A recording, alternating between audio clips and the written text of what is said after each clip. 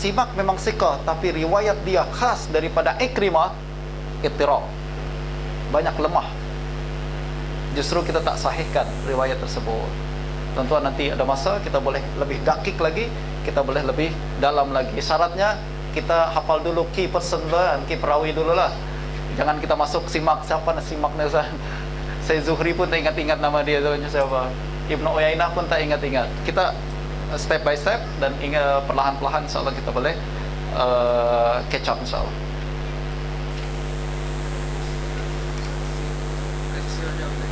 Masih ada masa tak? Silahkan baca dulu lah. Habis pasal satu pasal sikit. الفصل الثاني في مقياس الجرح والتعديل أي المعيار الذي ينظر في ضوئه إلى الراوي ليحكم عليه أنه عدل مقبول الرواية أو مجهول مردود الرواية.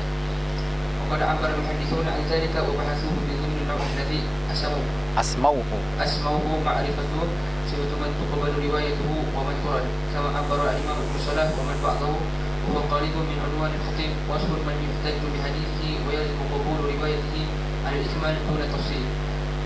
بيان صفة من تقبل روايته مجملا وقدم كلمة وأقدم كلمة جامعة في بيان صفة الراوي المقبول أو شروطه.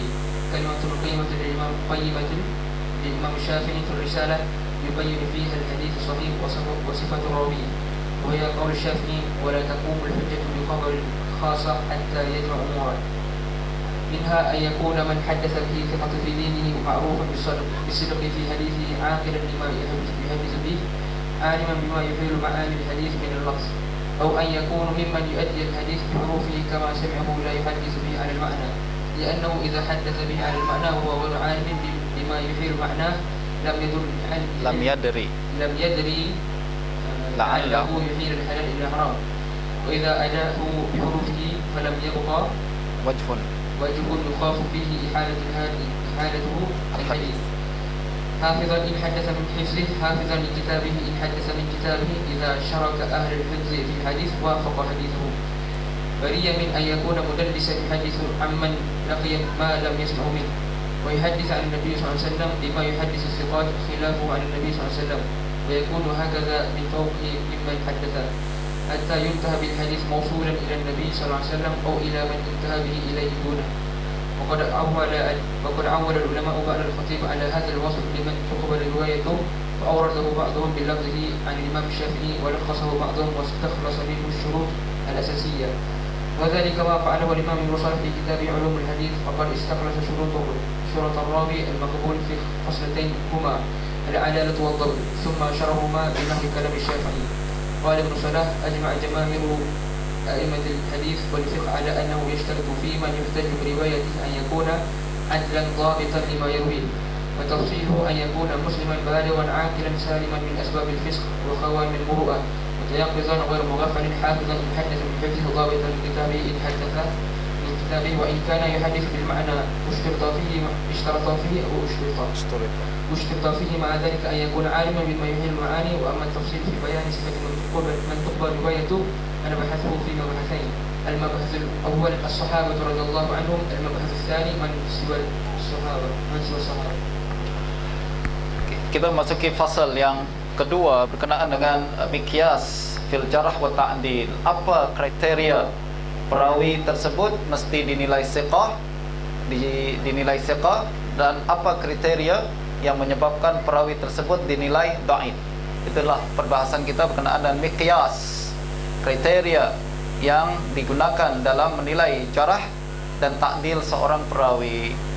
Dan kata perbahasan ini sudah dibincangkan oleh para ulama, antara lain oleh Imam Al-Khatib Al-Baghdadi, Imam Ibn Salah dan lain-lain. Akan tetapi kalimat yang paling aqdamu kalimatin jami'ah, kalimat yang paling awal, ucapan yang paling awal yang kita temukan berbincang tentang sifat-sifat perawi dengan sangat jami', dengan sangat sempurna, ialah Imam Asy-Syafi'i dalam kitab Risalah. Imam Syafi'i adalah imam ahlul hadis, imam ahlul fiqh, dan beliau berbincang tentang syarat-syarat perawi siqah yang diterima riwayatnya dalam kitab Risalah. Ucapan Imam Syafi'i kemudian disimpelkan, diringkaskan dan menjadi rujukan utama dalam perbahasan ilmu ini. Lalu diringkaskan oleh Ibnu Salah dalam 2 kalimat saja yang panjang tu. Ibnu Salah hanya diringkaskan menjadi 2 kalimat saja. Perawi yang diterima riwayatnya ialah perawi yang memenuhi 2 syarat, yaitu adalah dan dhabt. Kesimpulan ucapan Imam Syafi'i diringkas menjadi 2 kalimat saja, yaitu adalah dan dhabt. Siapa yang memenuhi 2 syarat ini dia thiqah, mana yang tidak memenuhi 2 syarat ini dia dhaif. Simpel kan, tuan-tuan? Dah habislah bahasan kita. Kita tengok sikit-sikit apa yang diucapkan oleh Imam Syafi'i dalam kitab Risalah. Wa hiya qaulu Syafi'i wa la taqumul hujjatu bi khabaril khassah hatta yajma'a umuran. Tidak boleh dijadikan hujjah dengan khabar khassah, yaitu hadis ahad, melainkan apabila hadis tersebut memenuhi syarat-syarat berikut. Imam Syafi'i berbincang tentang khabar ammah dan khabar khassah. Saya simpelkan dengan kalimat khabar ammah dan khabar khassah ini ibarat kita perbincangan tentang mutawatir dan ahad. Padahal taklah sempurna seperti itulah. Tapi untuk senang kita, masa tinggal 5 menit saja, simpelnya macam tadi. Khabar ammah adalah khabar yang mesti diterima, wajib, tak ada kemungkinan kizab sama sekali, sebab riwayat ramai orang. Sementara khabar khassah adalah khabar yang ada kemungkinan salah. Justru kalau dia memenuhi syarat-syarat ini, dia boleh jadi hujah. Kalau tak, maka dia tak boleh jadi hujah. Apa syarat-syarat untuk khabar khassah ni? Minha an yakuna man haddatsa bihi siqatan fi dinihi ma'rufan bisidqi fi hadisihi. Dia mesti adalah orang yang meriwayatkan, perawi tersebut man haddatsa bihi, maksudnya perawi tersebut mesti siqah fi dinihi, kita boleh percaya dalam agamanya. Siqah fi dinihi maksudnya adalah dia melaksanakan semua kewajiban seorang muslim lah. Kalau dia tak solat, tak siqah fi dinihi. Solat saja dia tak boleh pegang amanah, apalagi dia boleh pegang amanah hadis. Minta maaf lah, kita tak boleh jadikan rujukan. Siqah fi dinihi pertama. Lalu ma'rufan bisidqi fi hadisihi, terkenal jujur dalam ucapannya. Kalau dia sering berdusta dalam perbualan hari-hari, apatah lagi dalam hadis, kita tak boleh percaya sama dia lah. Aqilan lima yuhadditsu bihi, dia pun faham apa yang dia sampaikan. Aliman bima yuhilu ma'anil hadis minal lafaz, juga dia tahu apa saja perkara-perkara yang boleh merubah makna hadis. Sama tak kalau saya katakan jaiz dengan halal? Kalimat jaiz dengan halal sama ke tak sama? Yajuzu al-aqlu fil fasl dengan yahillu al-aqlu fil fasl, sama ke beza? Tak sama gitu juga.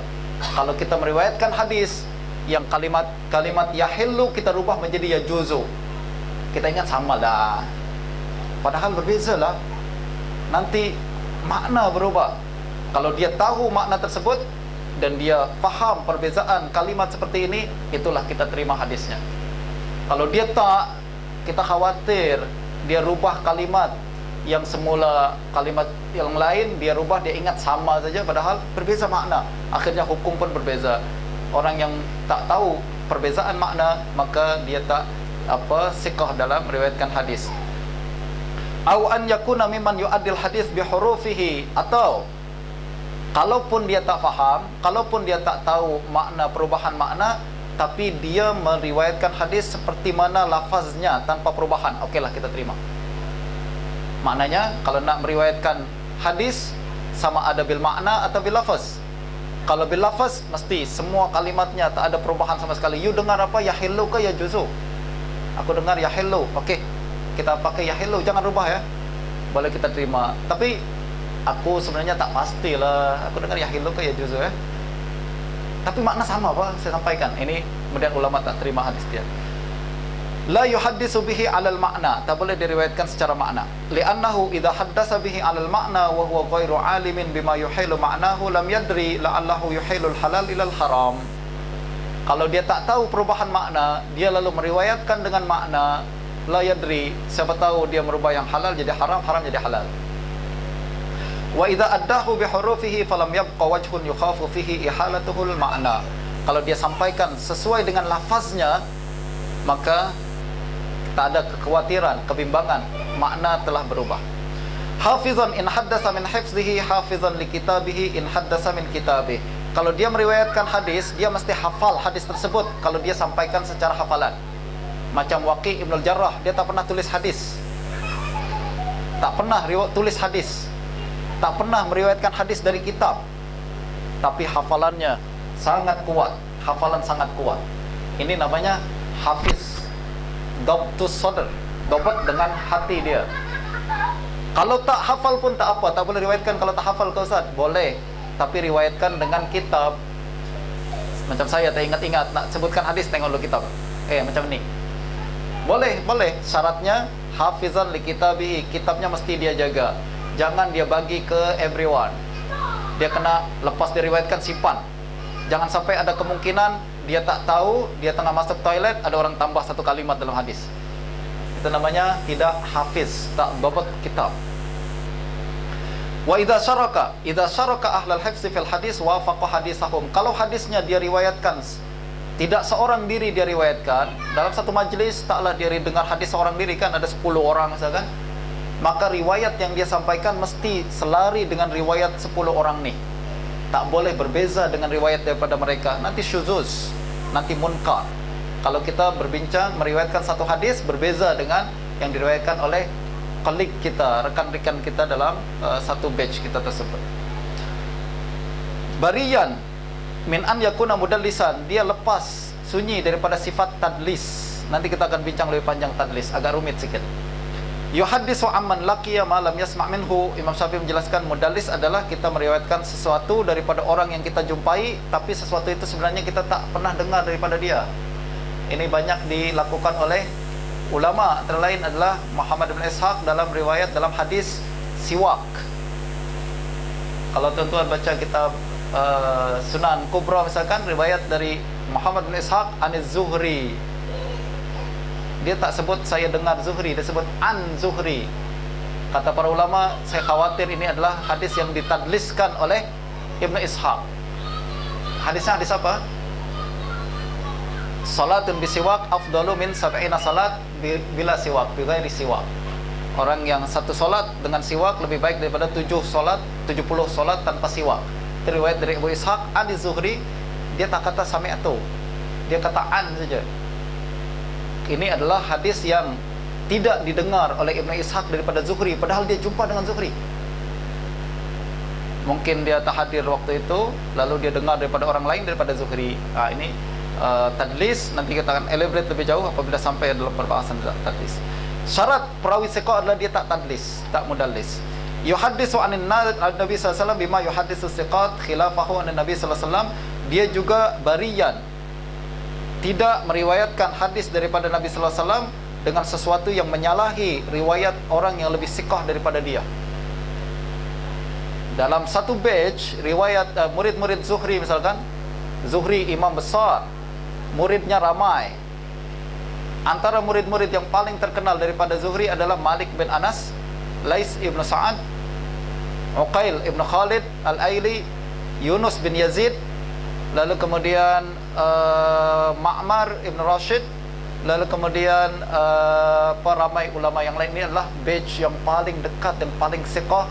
Semua adalah murid-murid grade A semua.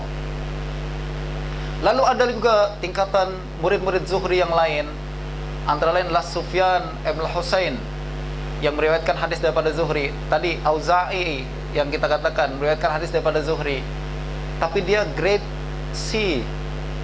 Kalau orang dari kumpulan grade C meriwayatkan hadis daripada Zuhri bertentangan dengan grade A, apa pandangan kita?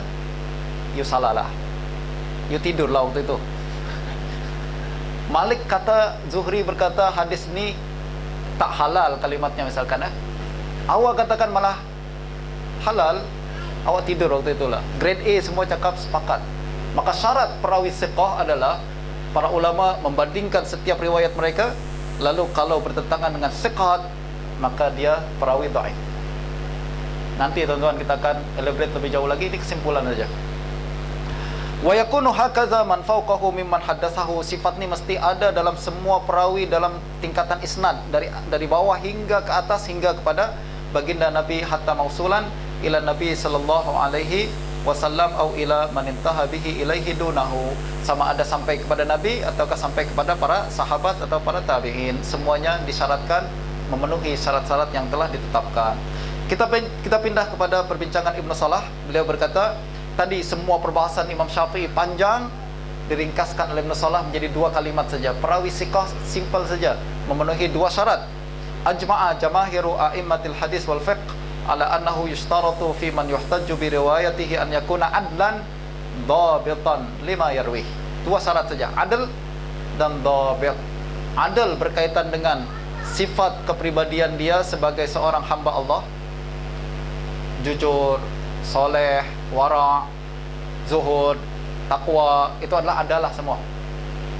Itu adalah semua. Hadir salat jamaah, hadir salat subuh. Kita syarat pertama ini pun tak lepas, teman. Syarat yang kedua adalah dhabit. Kalau tadi adalah berkaitan dengan sifat personality orang tersebut, dhabit berkaitan dengan hafalan orang itu. Istilah Ustaz Fahrul Muhammad Joy adalah mesti mukmin profesional. Mukmin juga, profesional juga. Mukmin maknanya sifat-sifat seorang mukmin, profesional lah berkaitan dengan profesi dia lah. Hafalan, kedisiplin, ketepatan dalam menyampaikan informasi, itu 2 sifat. Adalah dan dhabt. Dan tafsiluhu an yakuna musliman. Nah, adalah ditafsilkan, diuraikan dengan sifat an yakuna musliman. Pertama mesti muslim. Adalah nih, mesti muslim. Kalau tak muslim, tak adalah. Kita tak akanlah ambil agama kita daripada orang bukan Islam, kan? Agama mesti diambil daripada orang muslim. An yakuna musliman, balighan, balik. Kalau nak menyampaikan hadis, syaratnya adalah balik. Tapi kalau nak tahammul, nak dengar hadis, masih kecil pun tak apalah. Ini syarat menyampaikan hadis.